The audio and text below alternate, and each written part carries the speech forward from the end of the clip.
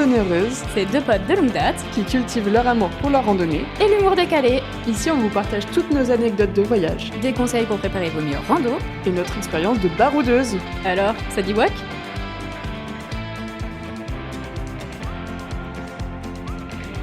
Salut et bienvenue dans ce nouvel épisode où on va parler de... Trouve ton rando buddy. Un buddy n'est pas un chien. Buddy, si vous voulez la traduction, finalement, c'est un peu son pote de rando, quoi, son double. Son petit pote, son comparse. Et comment est-ce qu'on fait pour trouver ce comparse? Est-ce qu'on est... Enfin, on n'est pas obligé, il y en a qui randonnent seuls, mais moi, j'avoue que je me verrais pas randonner sans quelqu'un. Bah, moi Sur non plus. En trop plus, je longtemps. pense qu'on est déjà trop habitués à randonner ensemble. Maintenant, on est un package. On peut plus nous Pour vous séparer. dire, on est tellement habitués à randonner ensemble et en plus à marcher du même côté à chaque fois qu'on s'est tourné la tête que d'un côté pour discuter avec l'autre. Et alors, fun fact, maintenant, si on se met de l'autre côté, bah déjà, ça marche pas. Et on s'est rendu compte qu'on avait mal à la nuque d'un côté. On est plus souple d'un côté que de l'autre. C'est même pas une blague. J'aimerais vous dire que vraiment c'est faux et bah, c'est très vrai. Voilà, la honte, quasiment 30 piges et elles peuvent plus tourner la tête d'un côté. Mais du coup, pour arriver à cet état de perfection du rando Le buddy, buddy ultime. on s'est quand même posé les questions de qu'est-ce qui fait qu'en fait on a un bon pote spécifiquement pour ça, quoi. Eh ben écoutez, déjà peut-être avoir la même vision de la rando va vous aider. Tout ce qui va être, est-ce que vous êtes OK pour faire du bivouac ou plutôt prendre des logements genre hôtel, gîte, tu vois. Est-ce qu'on se lève super tôt ou est-ce qu'on se laisse dormir, par exemple? Nous on se lève pas tôt. Sauf quand on y est forcé, mais oui. Oui, en pleurant un peu quoi. Non mais enfin nous on va jamais se lever à 4h, il y a des fous qui font ça. Né. Bah même tout bête, est-ce que vous voulez porter vos affaires ou est-ce que vous faites appel à des porteurs de sacs pour déplacer les bagages de Ouais. lieu en lieu quand vous faites de bivouac? Plein de choses comme ça, les horaires, la bouffe aussi. Moi, j'avais une personne de mon entourage il y a quelques années qui avait eu envie de faire du bivouac et Ouais. du coup, elle était partie pour la première fois avec deux amis. Et en fait, ça a été un enfer. Ils sont partis genre une semaine. Et le truc, c'est qu'en fait, elles se sont rendues compte qu'elles avaient pas la même allure de marche, On elles va avaient revenir pas à ça. la même alimentation. Et en fait, elles étaient d'accord sur rien, ce qui fait qu'au bout de 3 jours, même pas, 2 jours et demi, elles ont commencé à avoir des tensions dans le groupe. Et ça a Drama fini dans par la- une dans la séparation avant la fin de la randonnée, tu vois. Non, bah, c'est un peu terrible. Du coup, effectivement, posez-vous 2-3 questions, ça vous évitera bien des déconvenus. Mais tu as dit l'histoire de l'importance d'avoir la même allure de marche. Mais alors ça, je pense que c'est le plus gros point. Bah forcément, après t'as Parce qu'il y en genre a celui toujours un qui a qui est à envie la d'aller traîne. vite. Ouais, voilà. c'est ça. En fait, il y a toujours celui qui marche moins vite, du coup, qui doit se dépêcher, et l'autre qui doit ralentir son allure. Et c'est hyper dur de ralentir ton allure de marche, donc c'est pas très pratique, quoi. Ça fatigue les deux en fait. Ouais. Après, c'est ok aussi de laisser la personne dans les montées. Oui, c'est ça, c'est une même allure générale. Générale. Et après, il y a des moments où il faut savoir aussi se dire, c'est pas grave si t'es pas tout le temps ensemble. Oui, on peut se retrouver en haut de la montée. Moi, ce que j'aime trop en fait de randonner à deux, bah, particulièrement pour nous, c'est peut-être pas le cas pour tout le monde, mais quand on marche, il y a un bout d'un moment, il y a au moins une qui perd son cerveau. Ça, c'est une règle qui s'applique à toutes les randonnées. C'est terrible. Je sais pas. Enfin, en fait, j'espère qu'on n'est pas les seuls, surtout. Et qu'en fait, Les ce n'est troubles pas de les l'attention. weirdos du groupe, là, du fond de classe. Enfin, c'est les pétages de plomb, quoi. Et il y a un moment, on ne suit plus la route alors qu'on connaît le balisage. Ouais, Est-ce qu'ils- après, il y a toujours un qui arrive à remettre un peu les choses dans l'ordre en mode on fait n'importe quoi, là, en fait. Bah ouais. Soit sur le chemin, soit sur des trucs aussi un peu maternels, entre guillemets, parce que tu vois, quand on part, et il y en a une qui veut pas mettre de crème solaire, par exemple, Mais c'est. Ouais. il y en a toujours une autre qui va dire non, tu dois mettre de la Mais crème, sinon tu vas mourir C'est un derrière. truc de fou, c'est tout le temps pour ça. Ça se complète vraiment hyper bien. Mais même ça, et puis sinon, enfin ça c'est l'aspect un peu maternel, mais sinon il y a tout ce qui est se compléter pour les skills. Toi t'as le sens de l'orientation, moi j'ai Oui. le sens de l'orientation d'une quiche. Ça par contre je me complète, enfin je n'apporte aucune aide pour le sens de l'orientation. C'est vrai Mais qu'il faut par pas contre, trop te faire confiance pour trouver le nord, quoi. Mais Je peux allumer Après- le jet boil, donc bon, c'est ça. Non, mais en vrai, c'est vraiment ça. C'est-à-dire que chacun a ses tâches et on se les est pas imposées non plus. Tu Non, vois, c'est que ça s'est à force fait de randonner naturellement. ensemble, tu trouves un peu les points forts de chacun et tu te reposes dessus plus ou moins, quoi. Ouais, c'est ça. Je sais que je suis jet boy girl, et toi tu es card girl. Card girl. Non, mais en vrai, pour en revenir à nos oignons, choisissez bien quand même votre petit poteau de rando parce que après, vous passez quand même, quand vous partez en bivouac, 24 sur 24 ensemble. Alors, je vais mettre les pieds dans le plat directement. L'hygiène. l'hygiène, c'est vraiment un truc à prendre en compte. Dans l'effort, en montagne, sous 30 degrés, je vous laisse imaginer ce qui se passe sous vos aisselles. Bah même sans la montagne, mais avec C'est de pas la beau pluie à voir. et ton kawaii, C'est tu pas macères. beau à voir. C'est horrible. Non, on va être obligé de parler d'une anecdote, l'histoire de la tente au Mont Blanc. Alors, c'est-à-dire que du coup, au début, on était dans des campings, donc ça allait niveau hygiène. Enfin, tu peux prendre des douches et tout, c'est plus simple. Et tu peux laver tes vêtements. Mais on a fait la croix du bonhomme qui a failli déjà nous achever. Et on dormait en bivouac ce soir-là. Bref, on fait notre petite vie, on mange tout ça, on s'endort. En fait, je me suis réveillée en pleine nuit parce que ça tellement ça sentait mauvais dans la tente. C'est-à-dire que j'ai dû ouvrir la tente et passer ma tête à l'extérieur pour pouvoir respirer. Tellement ça daubait. Ouais, non, mais Et c'était genre, chaud. c'était horrible. Non mais j'ai jamais senti une odeur comme ça. Pour l'instant. Pour l'instant.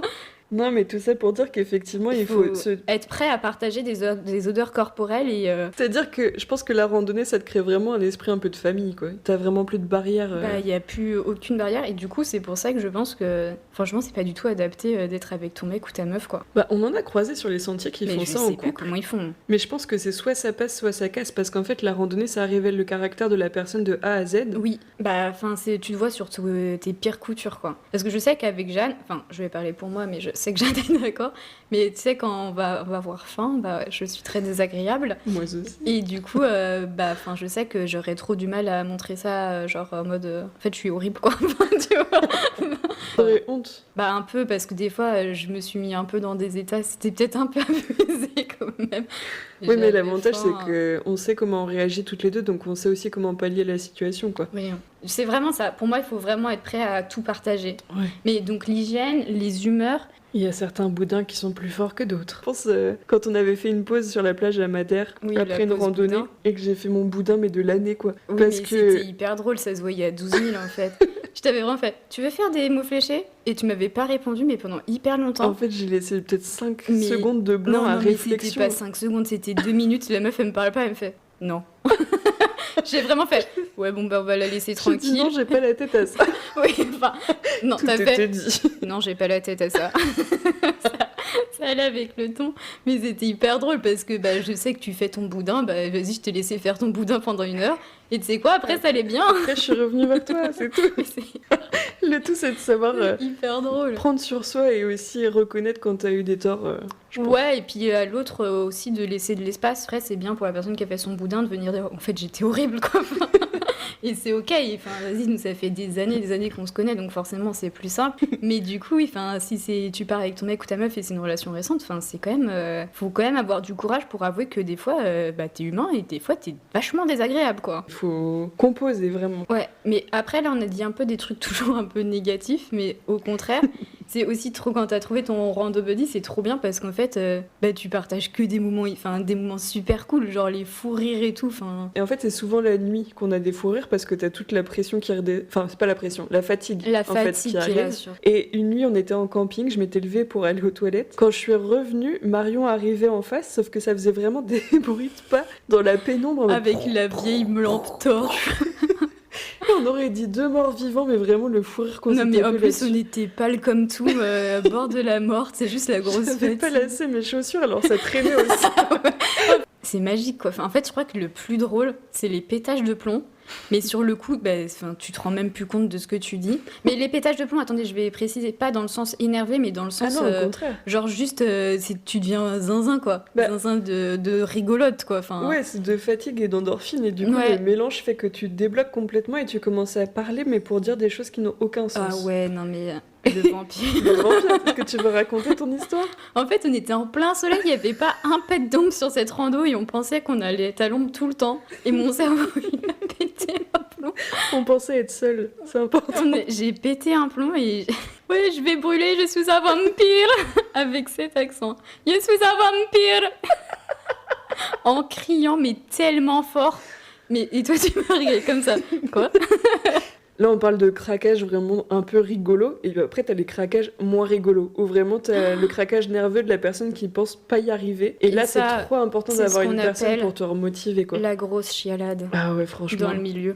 Moi, j'étais au bout du bout parce que je me suis blessée au genou. Je marchais, je savais qu'en vrai c'était une connerie de continuer à marcher, mais je suis extrêmement têtue et stupide. Et on s'est arrêté pour manger. Je voyais ce qui restait à faire dans le déni total. Et je voyais le truc en mode ouais, en vrai, c'est a l'air horrible, mais pas tant non plus. Et tu voyais les gens monter. Et toi, tu me fais ouais, ils font ça, ils montent, ils montent. Derrière. Et derrière, tu descends et tu remontes après. Et là, mais c'était la parole de trop. J'ai vraiment fait oh là là, je crois que je vais pleurer. Oh bah je chiale. Et je me suis mise à pleurer, mais des grosses larmes. Mais genre, vraiment, tout est ressorti, quoi. Mais par contre, après, la pression. Mais ça t'a vidé après. Mais après, j'étais trop bien. Enfin, j'avais trop mal, mais non, après, j'étais c'est le stress qui mentalement hyper mieux, quoi. C'était ça, exactement. Tout le stress, il est ressorti, mais vraiment, mais les grosses larmes.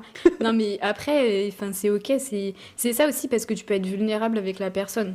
Non, mais du coup, c'est trop cool. Je trouve que ça fait des trop beaux souvenirs à partager Puis ensemble. tu sais que l'autre personne, elle est toujours là, en fait. S'il y a un truc et tout, que ce soit pour les grosses chialades, pour que ce soit pour si tu te fais mal et tout, en fait, l'autre personne est toujours là, quoi. Et dans les bons moments aussi, bien entendu. Bah, bien entendu. C'est ça, et puis même, il peut te remotiver dans les coups de mou. Pas quand forcément tu pleures, mais juste... Parce qu'on pleure pas tout le temps, ça va, hein. Non, des fois, on a peur. Écoutez l'épisode d'avant. Non, mais tu peux aussi te remotiver. Tu sais, quand t'as... Genre le matin, là, tu te réveilles dans la tente, il pleut comme vache qui pisse dehors. Mais en fait, flemme, tu vois, juste... Oui, mais c'est exactement ça que je pensais. Ouais. Genre le jour où ça pleuvait, mais à torrent. Déjà, on s'était levé un petit peu tard parce qu'on aime bien dormir. Nos habitudes.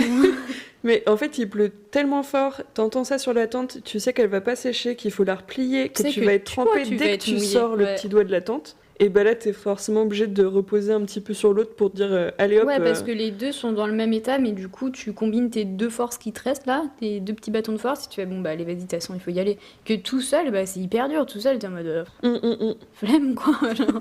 Du coup, vraiment, trouvez votre rando buddy et vous allez vivre vos meilleurs randos, votre best life. Parce après, que vraiment, peut-être vous allez ouvrir un podcast. Bah voilà, après, on sait pas dans quoi on tombe. Oui, mais après, encore une fois, on peut pas randonner avec tout le monde. Hein. Voilà, quoi. Randonner à deux, c'est toujours mieux. Et ben ça nous a fait plaisir de vous raconter encore notre life, finalement. Bon, franchement, ma passion. J'espère que vous aussi, ça vous plaît. N'hésitez pas pour les gens qui nous ont demandé à nous laisser des petits commentaires, par exemple, sur Instagram et YouTube. Voilà. On les lit et on est content de les avoir. Vraiment, ça me fait très chaud dans mon petit cœur. On vous répondra même. Exactement. Cœur sur vous. Et n'hésitez pas à nous laisser des suggestions sur des sujets sur lesquels vous voulez qu'on parle ou des petites réactions sur nos anciens épisodes, n'hésitez pas. On est toujours là pour ça. Et si vous avez des anecdotes de randonnée, n'hésitez pas à nous les envoyer. Je pense que je vais mettre un formulaire et peut-être qu'un jour on fera un épisode sur vos expériences à vous. Voilà. Allez, à plus dans le bus.